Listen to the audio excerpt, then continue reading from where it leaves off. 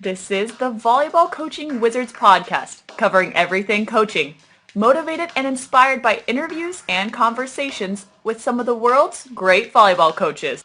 To learn more about the project, visit volleyballcoachingwizards.com. Now here are your hosts, John Foreman and Mark Lebedew. Welcome to episode 26 of the podcast.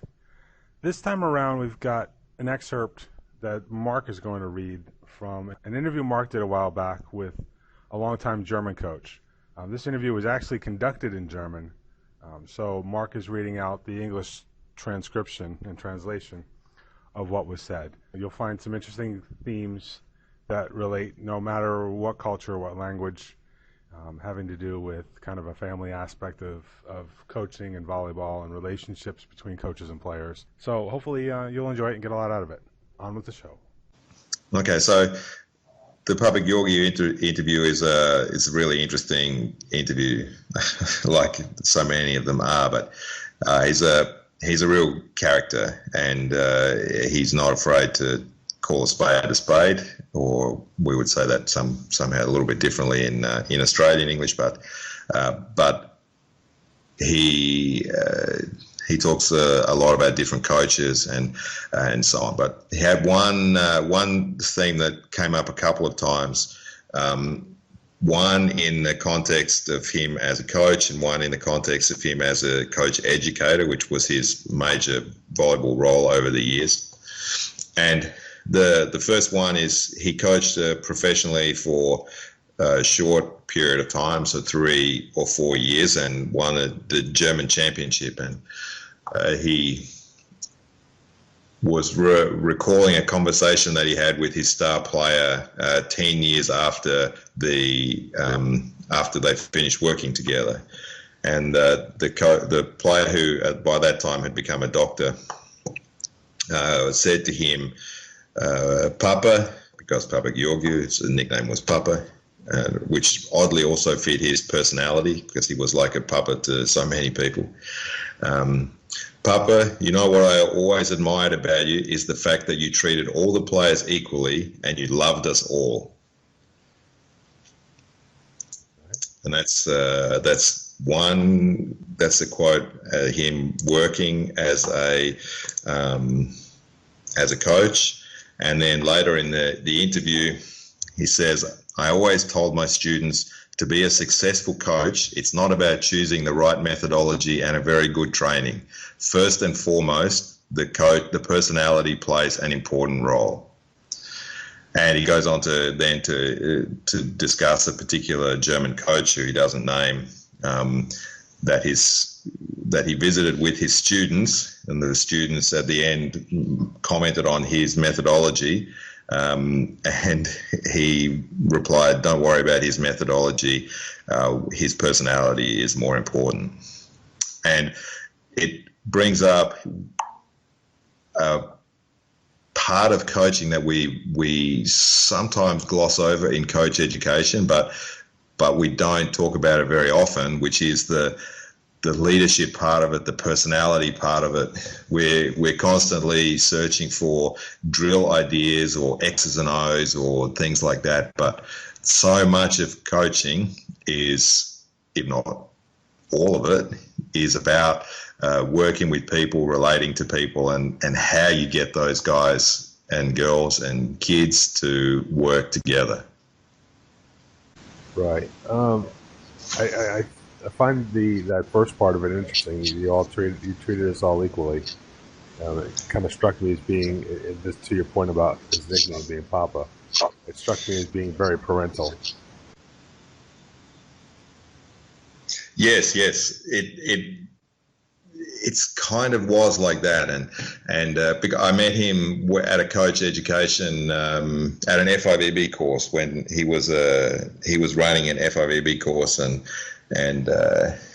straight away the way that he talks to you and the way that you relate to him is as that father figure. And when I've never met anybody who was a coach, who was coached by him, or who learned to coach under him, who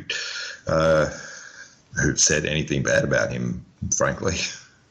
Now, okay, I guess how to phrase this question. You've been attempting in most of the interviews that you've done, at least within the last 6 months, of trying to get from the interviewee well, at least those who have children, how they compare parenting and coaching and the overlaps and how one impacts the other. So, Yeah. I mean, do you see any particular tie-ins here with Papa? Is he a parent? Yes, he is a parent. Okay. He has grown. He's in his 70s now, and he's retired, so he has grown children. Ooh, that's a good question, John.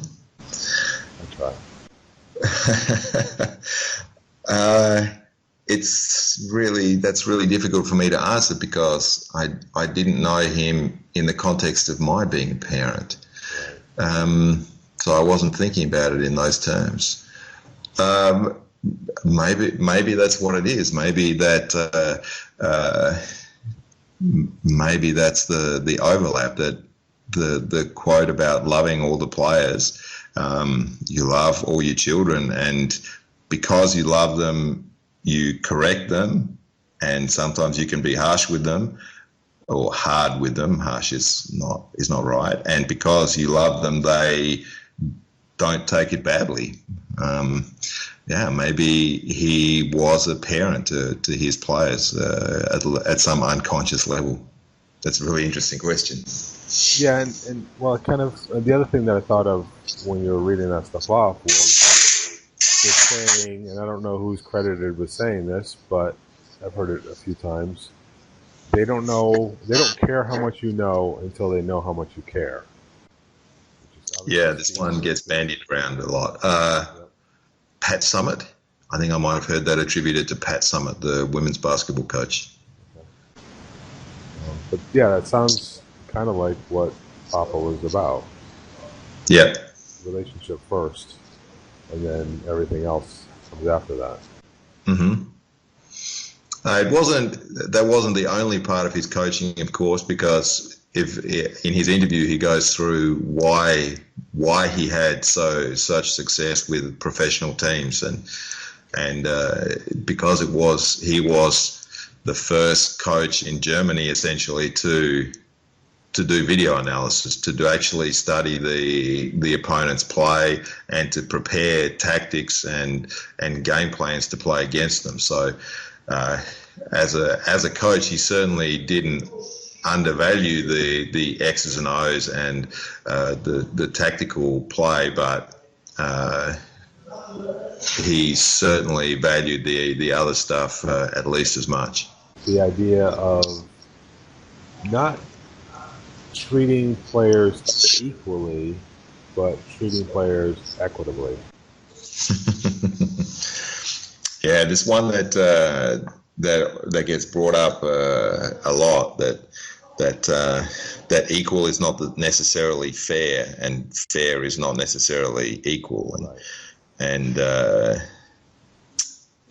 yes, yeah, the way he describes it is equal. But other coaches who are successful have talk about taking into account individuals and also, in a sense, the position of a player in the team, that you, and the time of the season being an important one, so that you can't just have fixed rules that you follow at all costs in every situation. And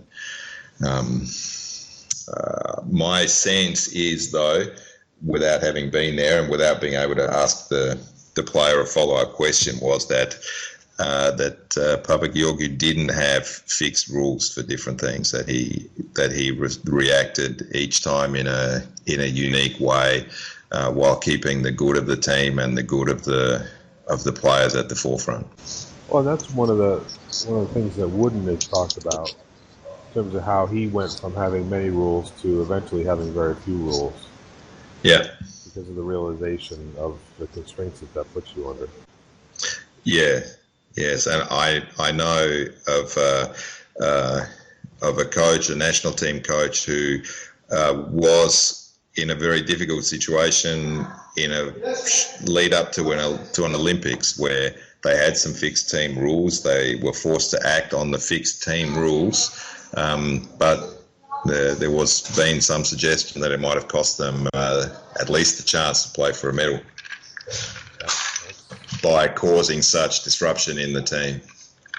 Right. And kind of the other side of that is the players need to realize that, like we said, equitable and fair, or equal and fair may not be the same thing. Because, and I think Kathy DeBoer talked about this in her book about gender, it's just that, especially on female teams, there's a strong sense of it needs to be fair. And if people are treated differently, then there might be the sense that actually isn't fair in some fashion or another. Yeah. But if the players understand that, okay, we're not treating everybody equally here because not everybody is the same person. Yeah. We're treating them in the context of whatever the issue might happen to be, and trying to find the right solution rather than, as we were just talking about, kind of broad brushing everybody into the same category. Yeah. I think when we talk about those kinds of topics, I think of Phil Jackson and some stories of Phil Jackson, particularly with Dennis Rodman, for example, that when Dennis Rodman came to the Bulls, he had a reputation for being a loose cannon. He never came to practice on time. He was late and disruptive, and Phil Jackson's methodology for handling it was to quietly fine him, and that was all, or to ignore it. So that the first week, Dennis Rodman would walk in to practice customarily 3 minutes late, just to be disruptive. Discovered that it wasn't disruptive at all, that nobody cared or paid attention, and from that time on, essentially came to practice on time. And Phil also writes in one or all or some of his many books covering the same topic that he would have small fines for little infractions of team rules, but that the players always had an opportunity to win the fines back with some kind of game or free throws, or $50 for being late for practice, but if you make 8 out of 10 free throws, you get your money back. And it always strikes me as being a good way to deal with those situations by not making a big deal of them. And somehow we've circled back to being a parent, which is at least my view of parenting and my experience of parenting is that the bigger deal you make of something, the bigger deal it becomes. The first time I remember my son, the first time he ate an olive or something like that when he was 6 months old, the first time he could eat solid food, and he put an olive in his mouth and he looked at me to see what his reaction should be. And I didn't react, so he chewed it and said, oh, I like olives, I'm going to eat olives from now on. And the same happens the first time maybe not the first time, but the first time he bangs his head on something and he looks around to see, that's unusual, I don't know what's supposed to happen there. And if I don't react, then okay, that's life, it just goes on, it hurts a little bit. And I have the similar experiences in teams. If you make a big deal of something, it becomes a big deal.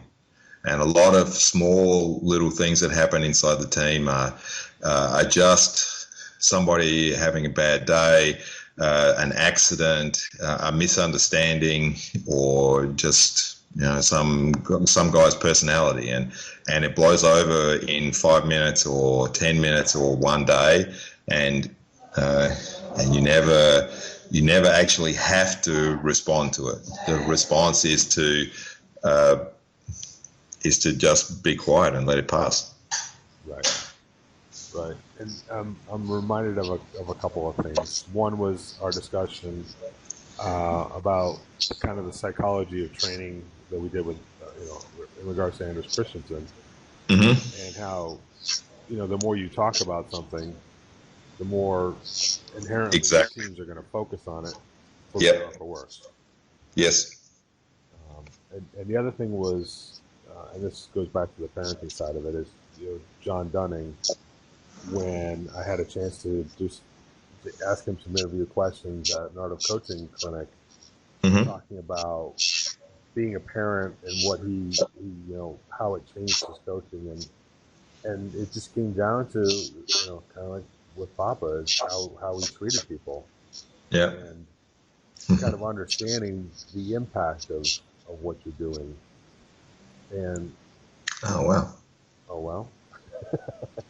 Oh no, it's that's one side of it I hadn't considered. All right, there you go. Although, having said that, I think that one of the points for me, the parenting points, is when you have a child, then it improves your empathy, your level of empathy, your ability to empathize, because when the kid's born and until, well, my son's 3 now, until at least now, he's not able to communicate all of his wants and needs, at least verbally, so in a way that you can understand them. So he communicates them. It's just you have to figure out his language. So you're paying attention to what's around him, how he's reacting to the environment. You're paying attention to, has he eaten? Because if he hasn't eaten for 4 hours and he's screaming, then probably he's hungry. If he ate 10 minutes ago, okay, he's not screaming because he's hungry, he's screaming because of something else. And I think, at a personal level, it made me more aware of feelings and how they interacted with the environment and things like that. So maybe that's the same point that John Dunning was talking about.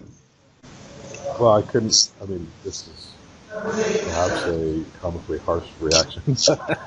But I couldn't help but thinking there, as you were saying that stuff, it's like, oh, we should think of our players as toddlers as we try to figure out their methods of communication, of nonverbal communication. But there's a point to that. Everybody we come across, whether it's in coaching or not, is going to have ways of communicating with us that are nonverbal, whether it's body language or facial expression or whatever, that we have to learn how to pick up on. And a lot of that is in context. And we have to be able to make use of that information to figure out how we're going to react to that person. Yes. In that moment, or in a broader scheme of, dynamics or relationships or whatever. So, the empathy, like you say, the empathy part of things is certainly important. You kind of have to need to be able to look at things from other people's perspective. I think when you say that we have to treat people as toddlers, or that what was it that you exactly said? We'd have to go back and rewind the tape, but to think of your players as toddlers, and along those lines, yeah. I think that you're absolutely right, but not in the sense that the players are toddlers, because, like you said, people are like that all the time. They have reactions, they have body language, they have a lot of different ways to communicate. You're communicating all of the time in some way, and it's just that once we are not talking to toddlers, stop paying attention to those things, because we assume that everybody can speak for themselves, can talk about what they're talking, what they need. Maybe. Well, no, I think that's a legitimate comment. Is we do start to assume that if there's something going on, that you're going to be told about it in some fashion. Yep. Which is clearly not the case. And a lot of times when things do get talked about, they're not talked about in a direct manner. Yes. It could be an So you still have to figure it out. Yep. I mean, there's a lot of passive-aggressive type stuff that happens in group situations where, somebody's not happy about something or is complaining about something, but they're not doing it in a way that you, the coach, gets it directly. You have to kind of suss it out in a roundabout sort of way, potentially by talking to other people or looking at how two players on the court are looking at each other or communicating with each other or not communicating with each other. Yes. It's one of those, every year is a little bit different. Every group of players is a little bit different, even if they're the same players from the season before. Well, every time you have a new player in a group, or every time you change players, each player's position in the group changes. Mm-hmm. So maybe somebody goes up in the hierarchy one spot, or down in the hierarchy one spot, or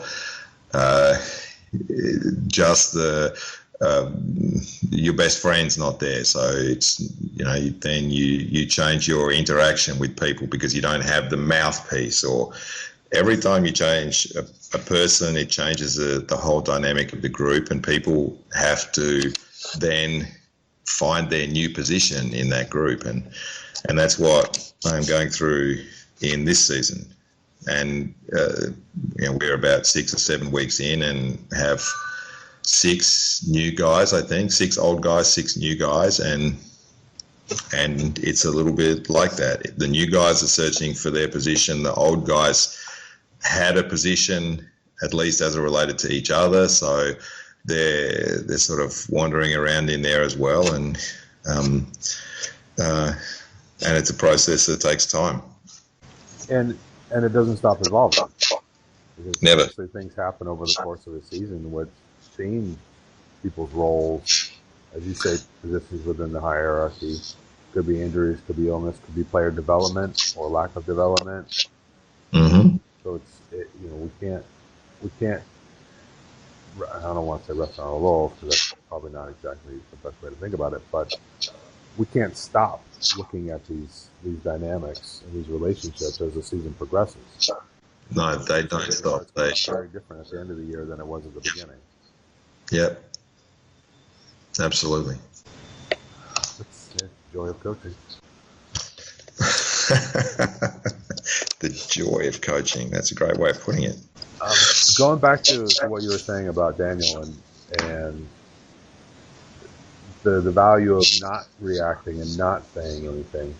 I recently just started reading The Inner Game of Tennis. Oh, yeah? You haven't read it before? No. I got a copy of it from the women's soccer coach here at Midwestern. Okay. It's been sitting in my bag for months, but I finally got around to cracking it open the other day. Mm-hmm. And one of the things that he talks about very early on is the lesson that he learned that his students, tennis players obviously, were actually learning better when he wasn't saying as much. Yeah. He would kind of show them and then, let them figure out from what they saw how to apply what he was trying to get them to do.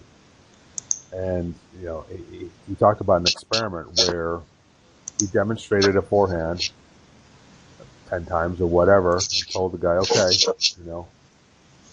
what do you think? Let's go out and do it. And the guy immediately talks about how, I was looking at your feet. And so, has the guy do however many forehand strokes, and he notices the one thing the guy talked about to him that he didn't actually say anything about, but the student said, I was watching your feet. That was the one thing that he didn't do right. He got he got his arm motion right. He got the movement of the racket right and all that, but he didn't move his feet. And so the coach kind of just points at his feet. He doesn't say anything, just points at his feet. And the guy goes, oh yeah. And he talks about the ego side of that, where you feel like as a coach that you have to say things that's that's inherent in your job, and then if you're not saying things and they're learning without you saying things, then somehow you're lesser as a result. I don't think that's part of it. That might be an ego thing, but it's part of coach education. That's the way. It's what you learn about being a coach. You learn that you have to be active. You have to be giving feedback. You have to be telling the players what to do. You have to be screaming at them if they're not doing anything. And if you don't do any of those things, observers think that you're not working. I've written about this stuff before. If you don't take a time out, people think that you're doing a bad job of being a coach. Yeah. If you don't take a time out, when people don't rant and rave if the team's not playing well. Exactly. Yeah. Exactly. And it's so deeply embedded into the culture of sport and the culture of coaching that I think it's essentially impossible at this point to change it. But this is why that book, In a Game of Tennis, resonated a lot in a niche. So that it's over 40 years old now.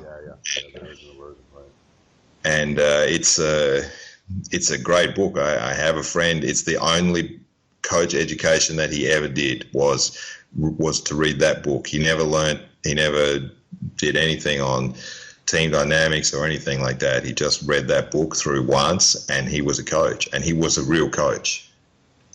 And in the meantime, a lot of those points, like the one about not speaking, that speaking too little is better than speaking too much, for example, is they've been researched and proven to be facts.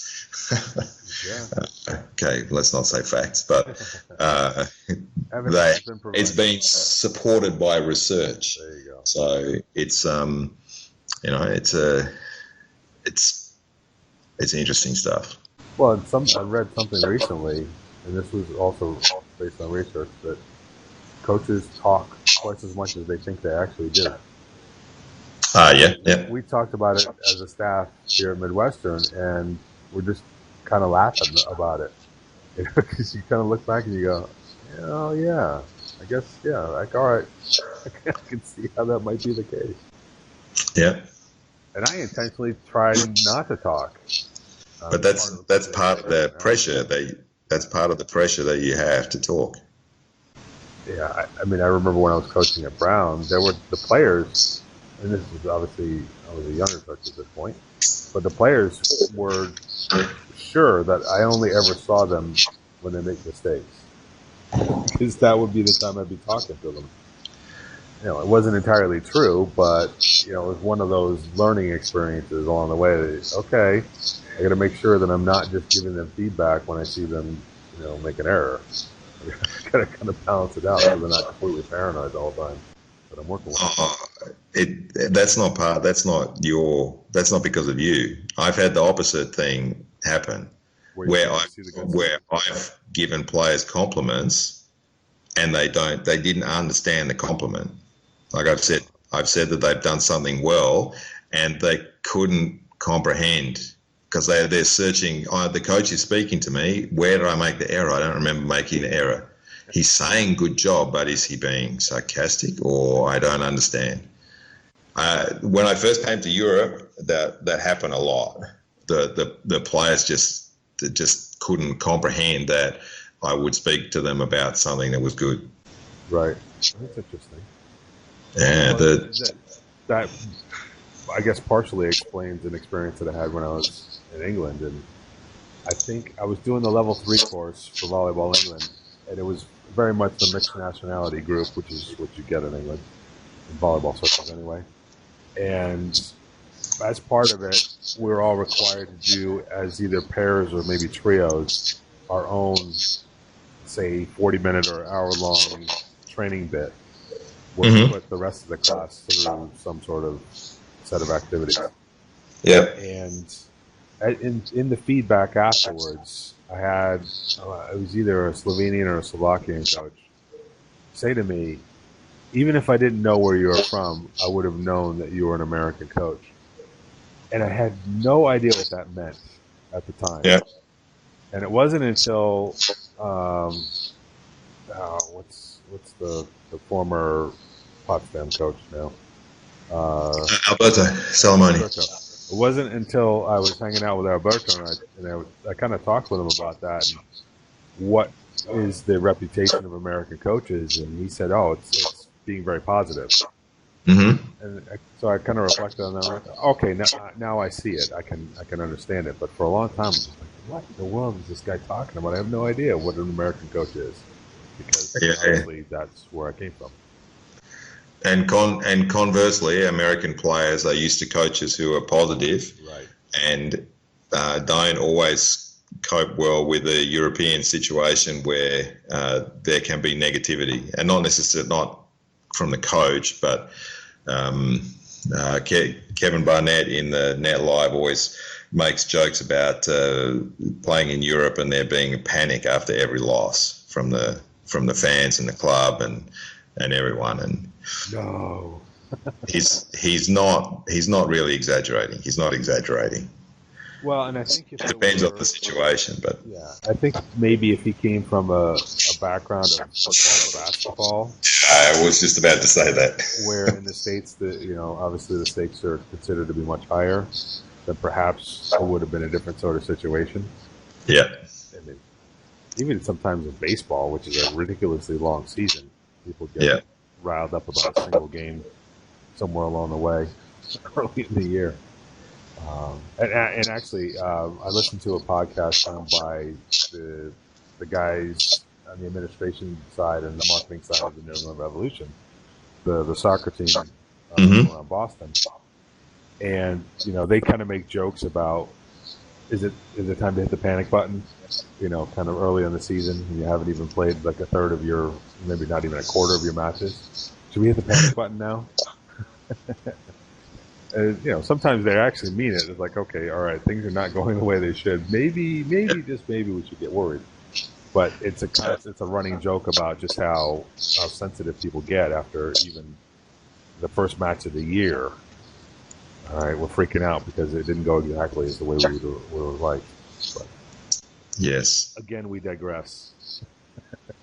I actually think if we listen back on this, we've wandered less far than we have on some other occasions. I think you're probably right. I think the theme basically from the two quotes from the Papageorgiou interview are that the leadership and personal qualities of the coach are at least as important as the technical methodological qualities of the coach, and I think we've mostly explored why and how that is, with digressions into parenthood, with digressions into professional sport, our own experiences. I think that might have just been your best conclusion to a podcast ever. Well, I think I've mostly tried to avoid giving conclusions and left that up to you. So, well, see, now we can call it a wrap. Thanks for listening. We hope you enjoyed this episode. For show notes and more, visit volleyballcoachingwizards.com/podcast. Got an idea for a future episode or want to ask a question? Send an email to podcast@volleyballcoachingwizards.com.